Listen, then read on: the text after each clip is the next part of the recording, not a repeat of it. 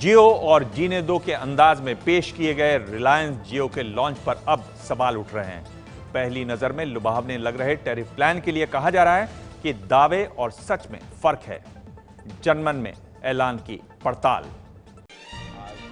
Reliance industries के मुखिया मुकेश अंबानी ने जियो लॉन्च करते वक्त इसकी दो सबसे बड़ी खूबियां बताई।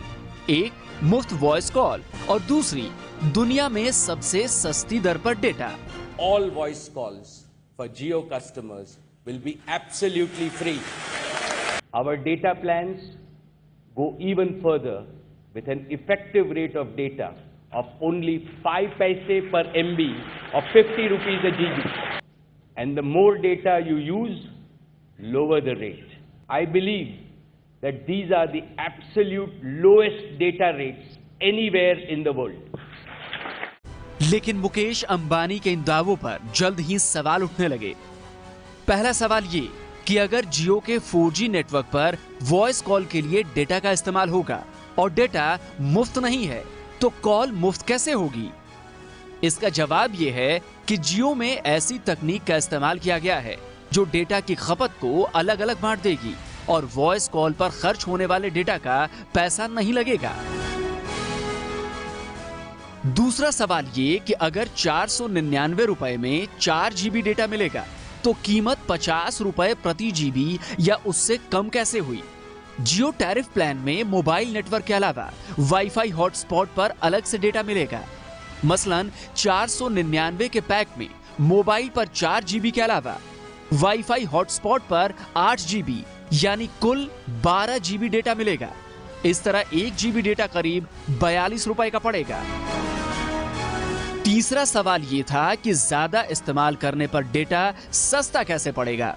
जियो टैरिफ प्लान के मुताबिक 999 रुपए के पैक में मोबाइल नेटवर्क पर 10 GB और वाईफाई हॉटस्पॉट पर 20 GB यानी कुल 30 GB डेटा मिलेगा।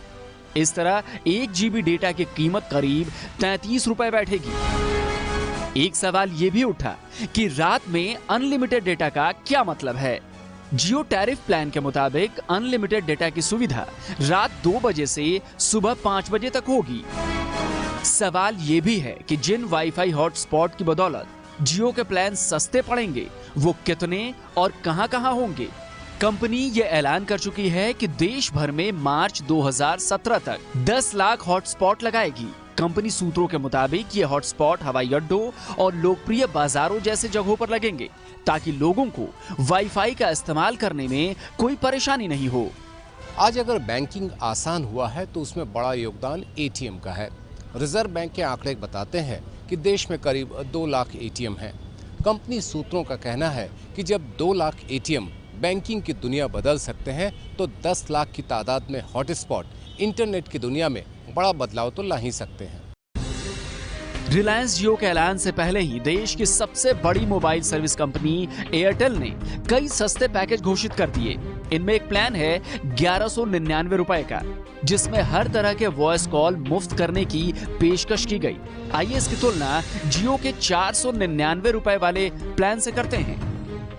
एयरटेल का 1199 रुपए वाला प्लान पोस्टपेड है, जिस पर सर्विस टैक्स अलग से लगेगा, जबकि जियो का 499 रुपए का प्लान प्रीपेड और पोस्टपेड दोनों हैं। प्रीपेड में सर्विस टैक्स इसी रकम में शामिल है, जबकि पोस्टपेड में सर्विस टैक्स अलग से लगेगा। एयरटेल और जियो दोनों में वॉइस कॉल मुफ्त हैं। एयरटेल में एक दिन में 100 SMS मुफ्त होंगे, जबकि जियो में अनलिमिटेड SMS मुफ्त हैं। एयरटेल में त्योहारों पर SMS की खास दर होगी। जियो में त्योहारों पर भी अलग से कोई पैसे नहीं लगेंगे। एयरटेल के पैकेज में 1 GB डेटा मिलेगा, जबकि जियो में 4 GB मोबाइल और 8 GB वाईफाई मिलाकर 12 GB डेटा मिलेगा। जियो के स्कीम प्रीपेड और पोस्टपेड दोनों ही होंगे। प्रीपेड स्कीम 28 दिनों के लिए मान्य होंगे। उसके टैरिफ में सर्विस टैक्स भी शामिल होगा।